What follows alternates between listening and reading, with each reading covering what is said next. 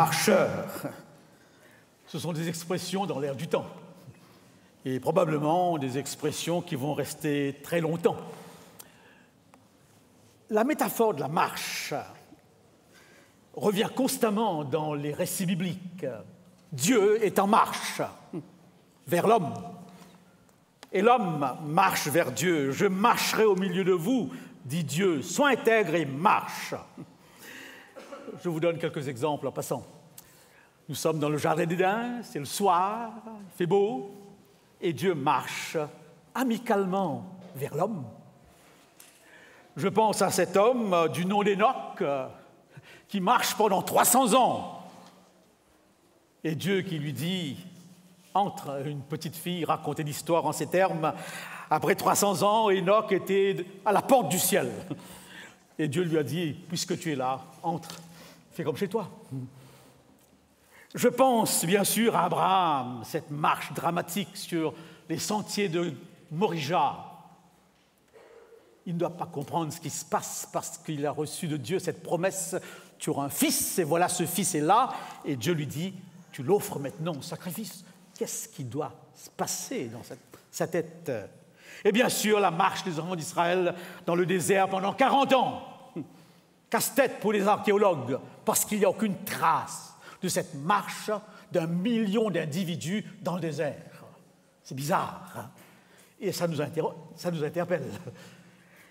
Et dans le Nouveau Testament, la marche de Paul sur la route de Damas et Jésus sur les pavés de Golgotha, qui a donné justement ce morceau de musique, cette chanson Via Dolorosa.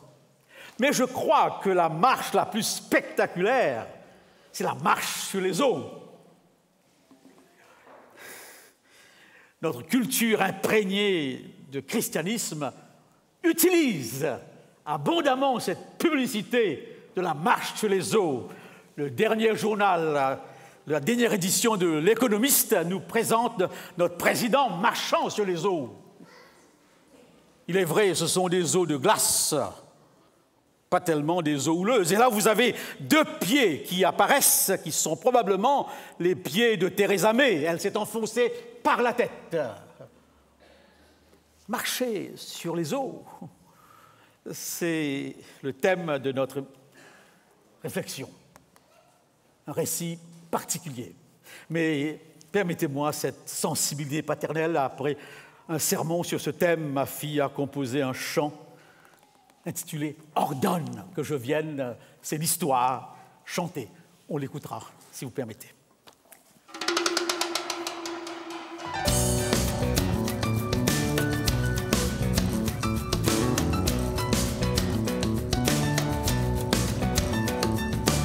Le vent se lève, c'est le soir. Jésus leur avait dit de passer de l'autre bord. Les marins sans espoir s'attendent à ce que la tempête leur fasse un sort. Mais le maître dans la pénombre s'avance vers eux sur le sentier des eaux. À la vue de son ombre se glace d'effroi le cœur des matelots. Quand Jésus leur dit, c'est moi, n'ayez pas peur, Pierre seul s'écrie malgré toute sa frayeur. Oh, Seigneur, si c'est toi, ordonne que je vienne marcher avec toi, la main dans la tienne. Oui, si c'est toi, ordonne que je vienne, je ferai le pas. Seulement si c'est toi.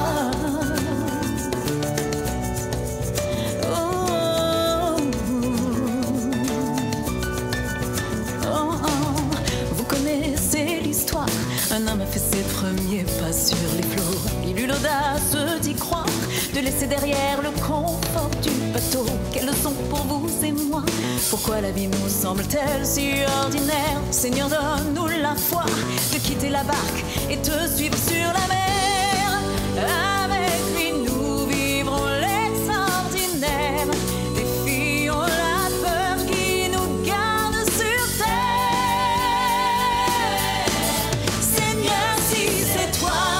Ordonne que je vienne marcher avec toi, la main dans la tienne. Oui, si c'est toi, ordonne que je vienne, je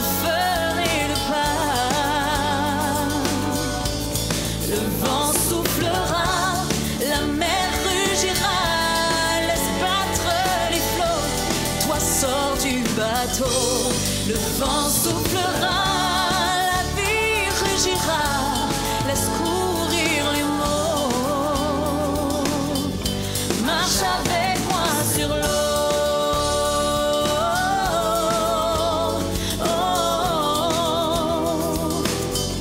Marche avec moi sur l'eau.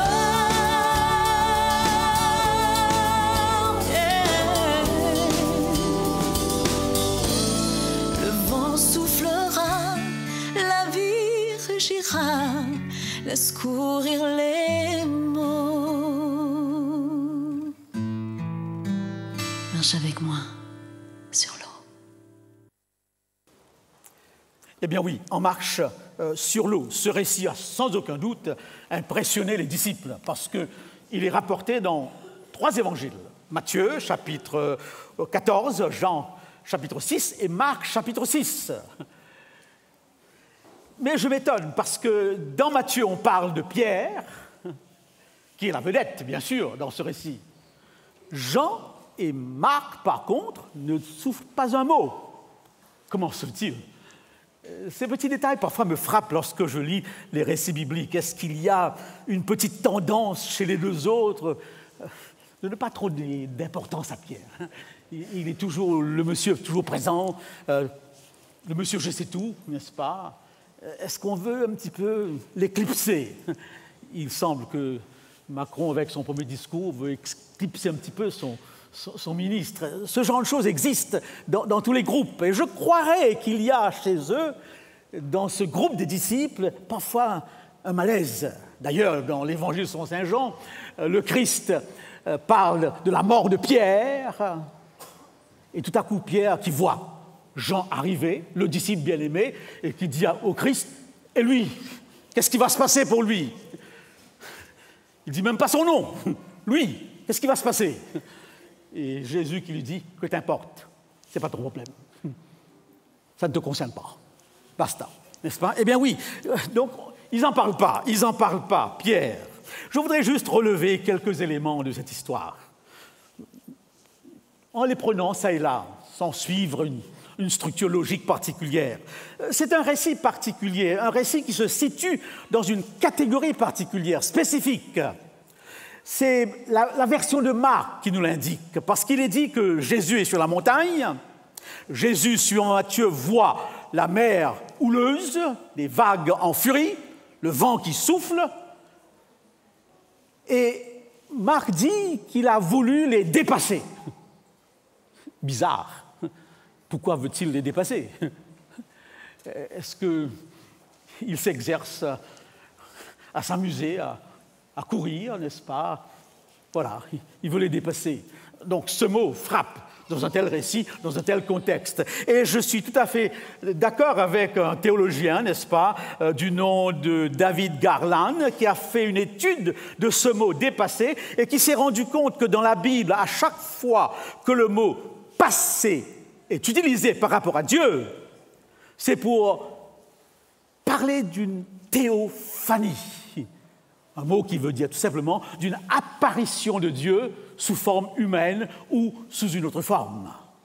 Dieu dit à Élie, un prophète, « Sors de la caverne, je passerai ».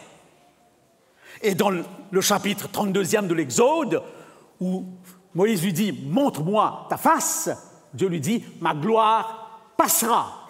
À chaque fois que le mot « passer » par rapport à Dieu est employé, c'est qu'il y aura une révélation de Dieu, de ce qu'il est, où il va confier à des individus une mission. Dieu passe. Est-ce qu'il passe dans votre vie ?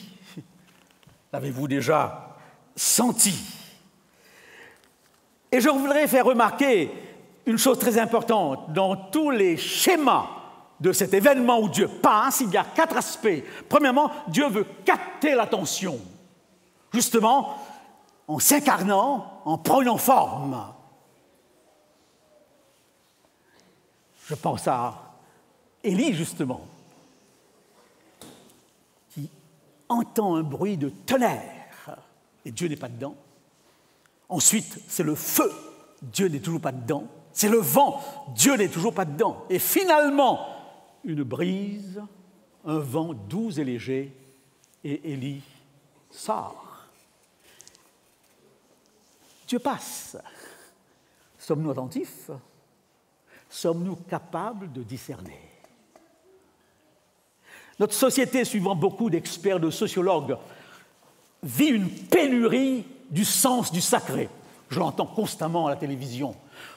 D'une absence du sens de la transcendance. Pour les chrétiens, cela signifie beaucoup de choses. Dieu. Laissez-moi vous donner un exemple qui m'a frappé. Lors de ce tsunami, tous les protecteurs des animaux se sont posés une question. Eh bien, où étaient les animaux? Qu'est-ce qui s'est passé? Non, les animaux étaient partis. Surtout ceux qui n'étaient pas humanisés, qui étaient en liberté. Ils ont senti, avant l'heure, le danger arrivant. Mais par contre, tous ceux qui habitaient ces grands hôtels, lorsqu'ils ont vu à la deuxième vague, sur la plage, des poissons en grand nombre, je ne dirais pas qui tombaient du ciel, mais qui sortaient de la mer, au lieu de voir là un signe des temps, ils sont allés chercher des sacs pour pouvoir prendre le maximum de poissons. Et la troisième vague les a complètement engloutis. Sommes-nous des consommateurs, des matérialistes, affairés tellement aux choses d'ici-bas que nous ne sentons pas, nous ne voyons pas le surnaturel qui tout à coup annonce quelque chose ou veut nous bouleverser. Une théophanie, c'est Dieu qui essaye de capter. Et très souvent, n'est-ce pas, dans cette approche où Dieu veut capter, il y aura un risque à prendre.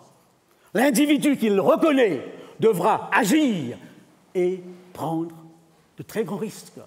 D'où ce sentiment de peur, de malaise, de gêne, quand on sent que Dieu passe.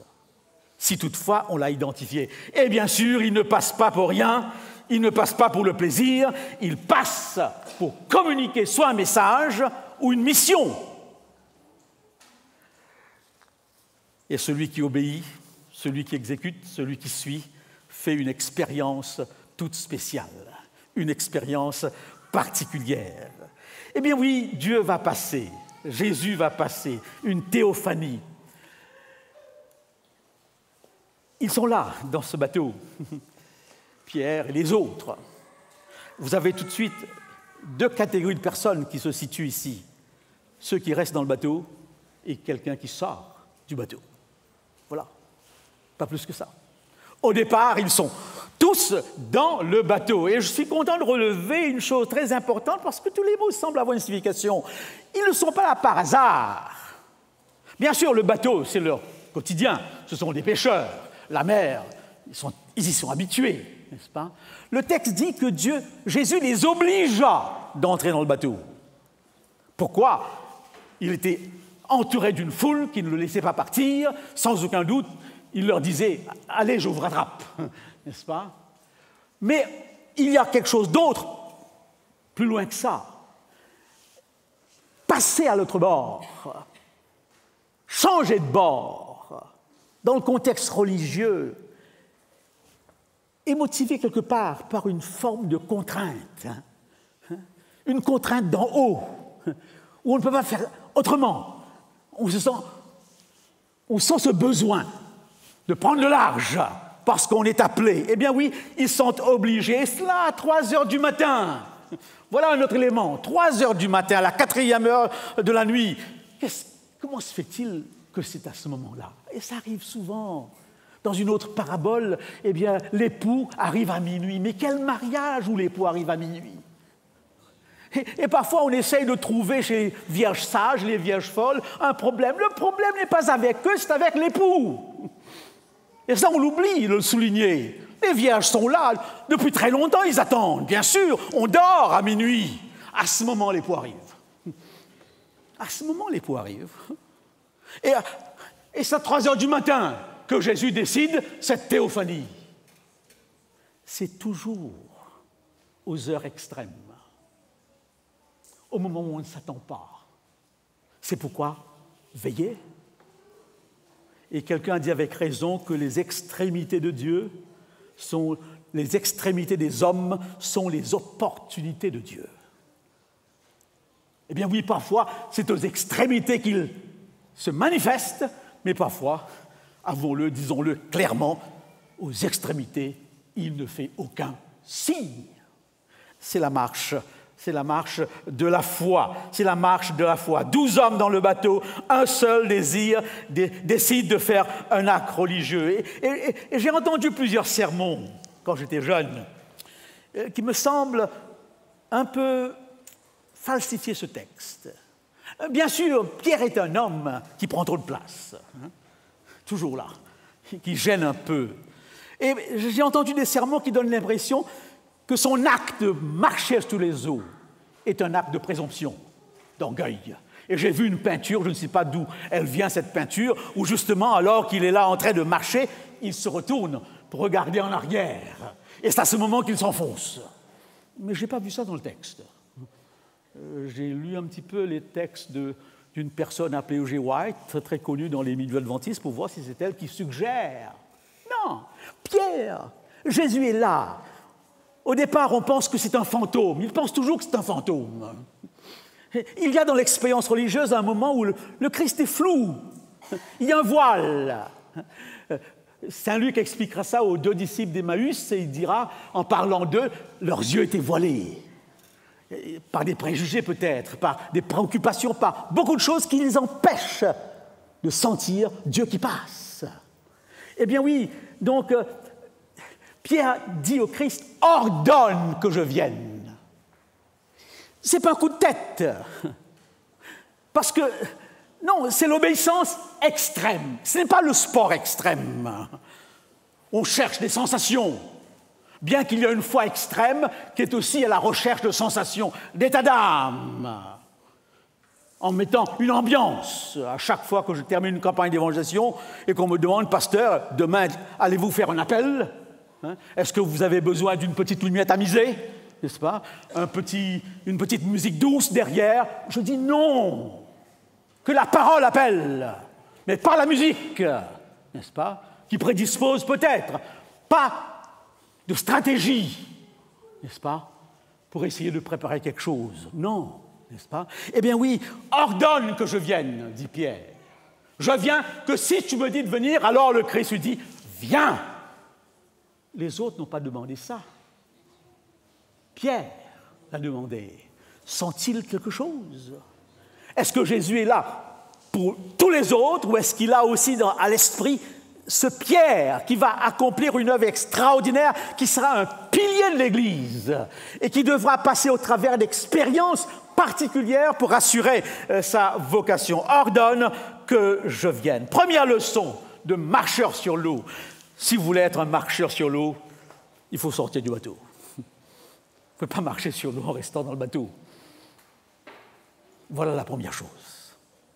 Sortir du bateau, c'est quoi ce bateau? C'est votre zone de confort, votre zone de sécurité.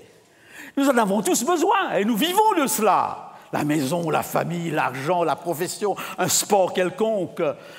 Tout lieu où on se sent bien, à l'aise, où on peut retirer ses chaussures et s'asseoir, s'allonger parce qu'on est dans sa zone.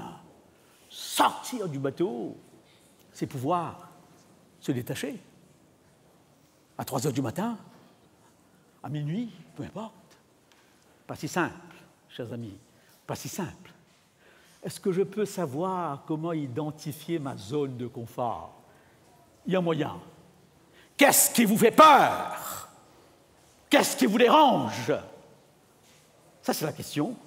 Et aussitôt que vous sentez le malaise par rapport à quelque chose, votre argent, votre porte-monnaie, votre voiture, votre maison, alors c'est votre zone de confort. Jusqu'à quel point êtes-vous prêt à vous en débarrasser? Laissez-moi vous donner l'exemple de Marcel. C'est un ancien d'église de Saint-Hubert où j'ai été pasteur pendant longtemps. Marcel, c'est un bon ami.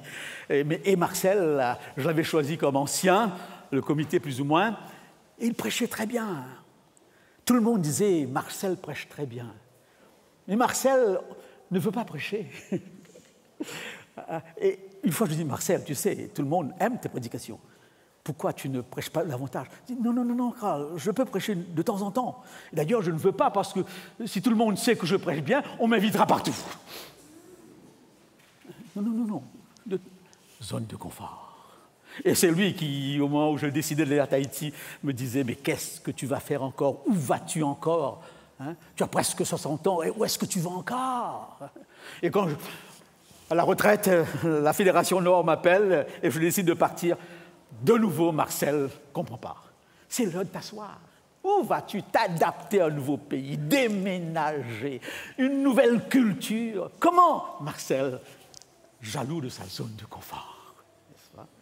Sommes-nous prêts à sortir de notre zone de confort? Eh bien oui, Pierre se jette à l'eau. Vous pouvez facilement vous imaginer la scène. Ce n'était pas une mer de glace comme pour M. Macron, mais une mer houleuse.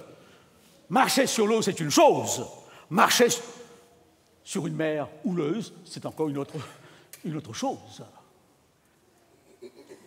Il y a un moment d'exaltation, je m'imagine. Vous vous rendez compte?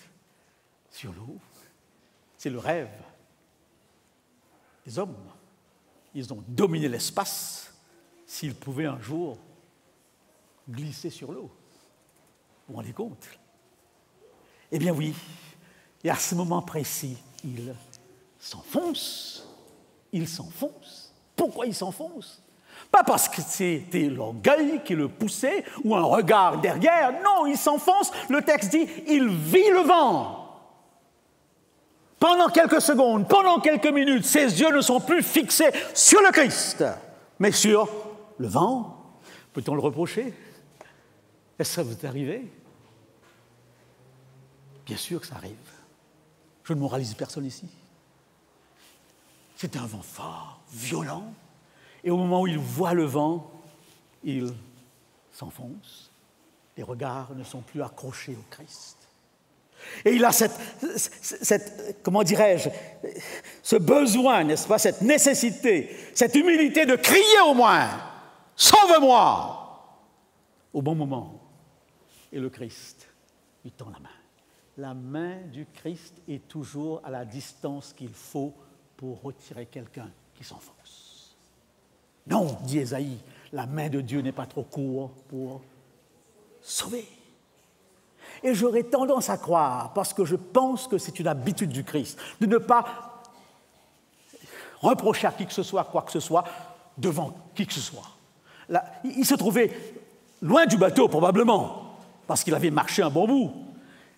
Et c'est très gentiment que le Christ lui a dit « Homme de peu de foi ». Il n'a pas crié sur les toits. « Homme de peu de foi », n'est-ce pas? Et cet homme de peu de foi, qui fait cette expérience de marcher sur l'eau, sera le traître quelque temps après. L'expérience religieuse m'impressionne, celle que je vois, la mienne, et celle que je lis. Comment expliquer qu'après un exploit pareil, il trahit en disant « Je ne le connais pas, je ne l'ai jamais vu ». Bizarre. Mais ce qui est encore plus extraordinaire, c'est que le Christ lui dit « Viens, paie mes brebis ». Dieu ne le lâche pas, malgré ses échecs. Dieu ne le lâche pas, j'ai besoin de toi, tu es dans mon programme, dans mon plan, tu seras un des piliers de mon Église. Paix mes brebis. Quelle confiance, quelle réhabilitation. Les marcheurs sur l'eau prennent le risque. Oui, les marcheurs sur l'eau prennent le risque. Et il faudrait que nous soyons clairs là-dessus. J'ai lu un ouvrage sur le risk management, la gestion du risque. Et une des premières choses à apprendre dans ce séminaire est simple. Tout est risque. Comme Bouddha disait tout est souffrance, eh bien ce séminaire dit tout est risque. La vie est un risque. La foi est parsemée de risques. Tout est risque.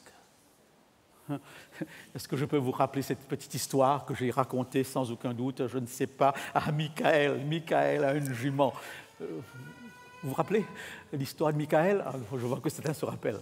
Bon, on écoute alors. Donc, Michaël a une jument, et voilà que sa jument tout à coup disparaît.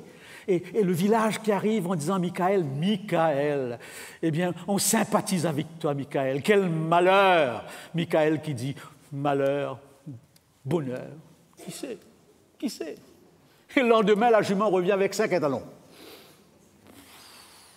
Et là, le village est là. « Michaël, t'es un homme heureux, t'es un béni de Dieu.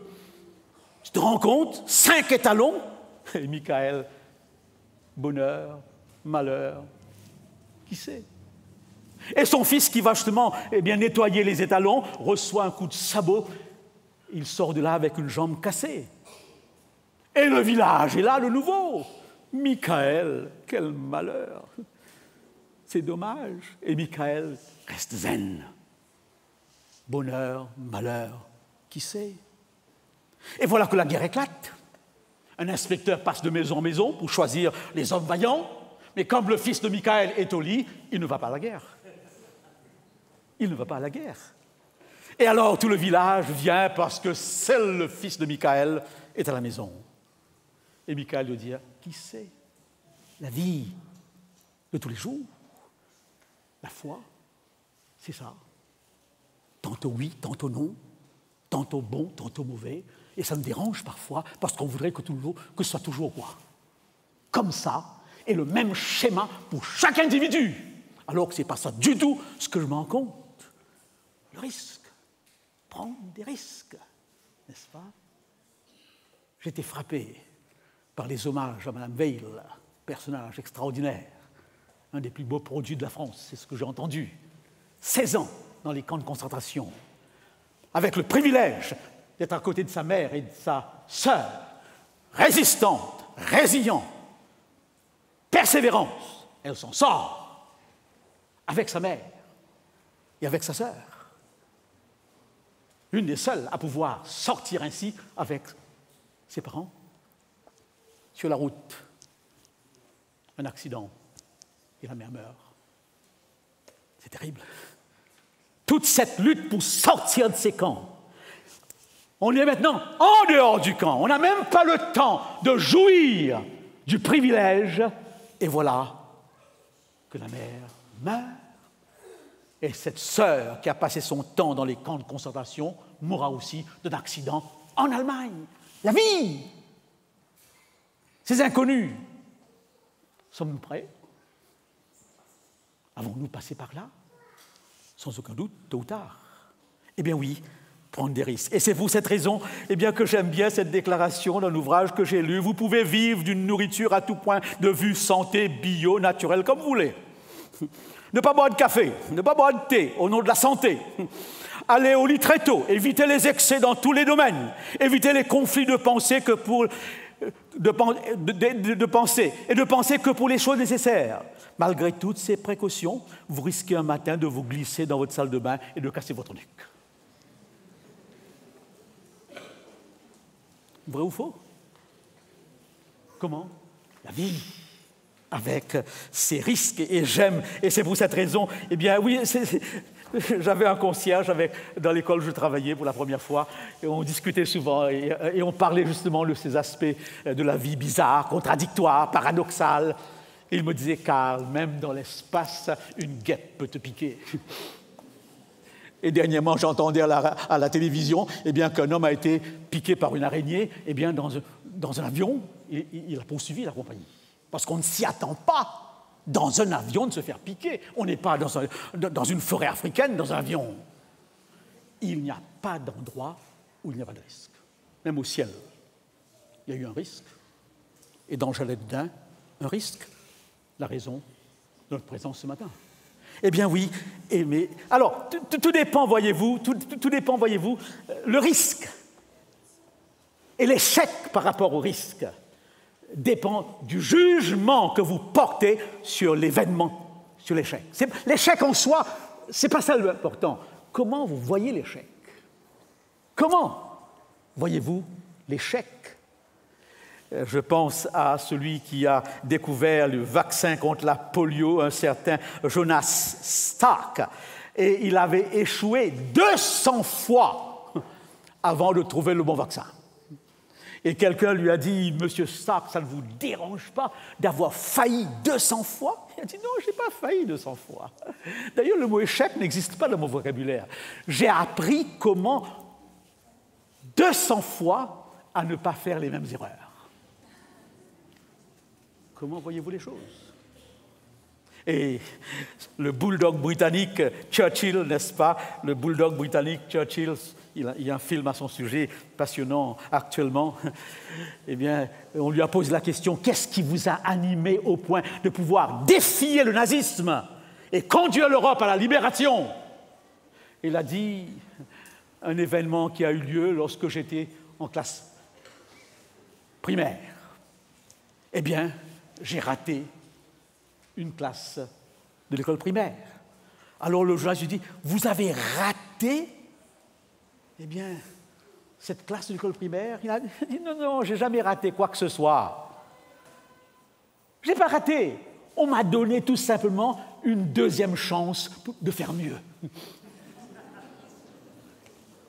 Comment voyons-nous les choses? Pierre a-t-il échoué? Non, il n'a pas échoué. Pierre n'a pas échoué, n'est-ce pas?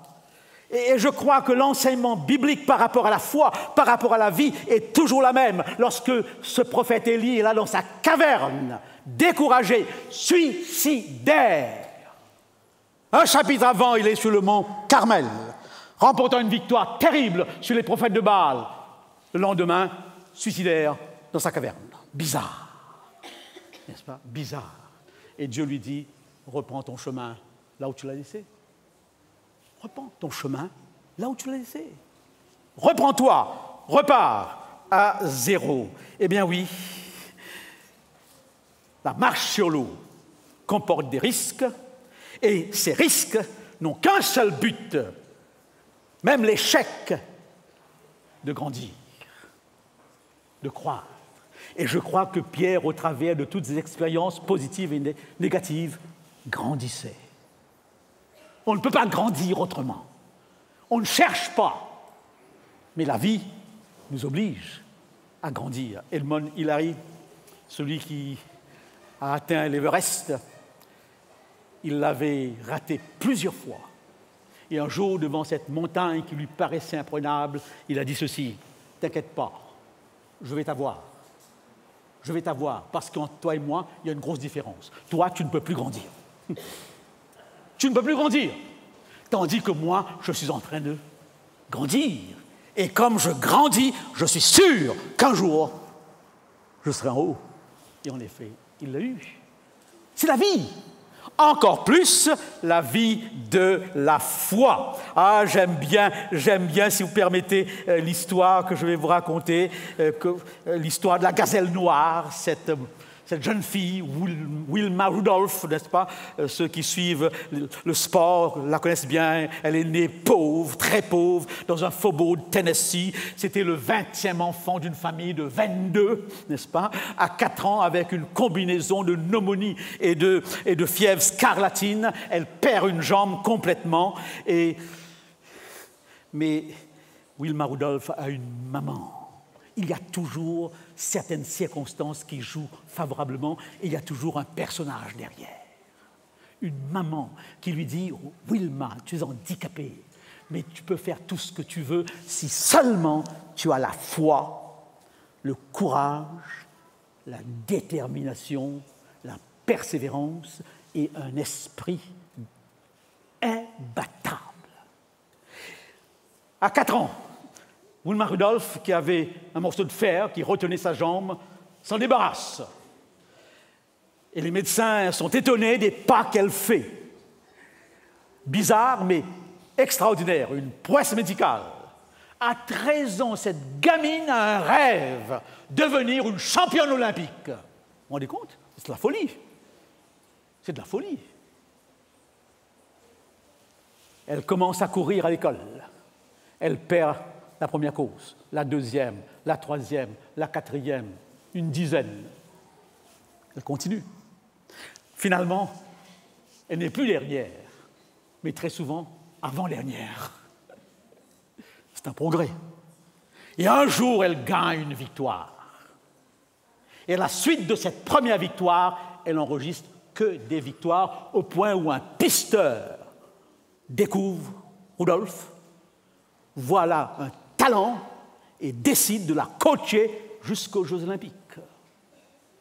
Elle participe aux 200 mètres, aux 100 mètres, en compétition avec la championne de l'époque, Jutta Hein. Elle gagne. Il ne reste plus que le 400, le relais. Le public est étonné. Je crois l'avoir vu courir. Eh bien, la troisième coureuse qui devait tendre le bâton laisse tomber le bâton. Et Hein a plusieurs longueurs devant elle. Elle la rattrape, elle gagne, elle a été championne olympique 3 fois. Des gens exceptionnels, des gens ordinaires, animés d'un esprit particulier de conquérant, qui ne lâche pas ou qui ne lâche absolument rien. Oh, je pense encore à, si vous permettez, n'est-ce pas, très très rapidement, je pense à la guerre des étoiles, à l'Empire qui contre-attaque, à M. Skywalker, eh bien, qui dans son bateau volant veut à tout prix rencontrer Yoda, un maître Jedi, n'est-ce pas, sur une planète marécageuse. Ce maître a la capacité de soulever des rochers mentalement. J'ai lu quelque part qu'un moine Shaolin a marché sur les eaux. Vrai ou pas, je ne sais pas. Uniquement par sa force mentale. Bref, passons. Eh bien oui, ce maître Jedi, Yoda, a cette capacité. Et alors, Skywalker, qui veut avoir un cours là-dessus, et en effet, le maître l'explique. Mais un jour, sa navette spatiale s'écrase dans le marécage, et Yoda lui dit « Sors-le !» Il essaye, mais ne réussit pas. Et finalement, il dit à Yoda, oui, tu arrives à sortir une roche, mais sortir une navette de la boue. Et Yoda s'approche, certains l'ont vu ce film, et mentalement sort la navette. Et alors, c'est la phrase que je voudrais que vous reteniez. Skywalker regarde Yoda et dit, je n'arrive pas à le croire. Je n'arrive pas à le croire. Et c'est ça le problème de la vie et de la vie de la foi. Ne pas arriver à croire. Croire jusqu'à une certaine limite, mais pas jusqu'au bout. Est-ce que vous êtes dans cette situation où vous voulez croire, mais vous n'êtes pas arrivé, vous n'arrivez pas à croire.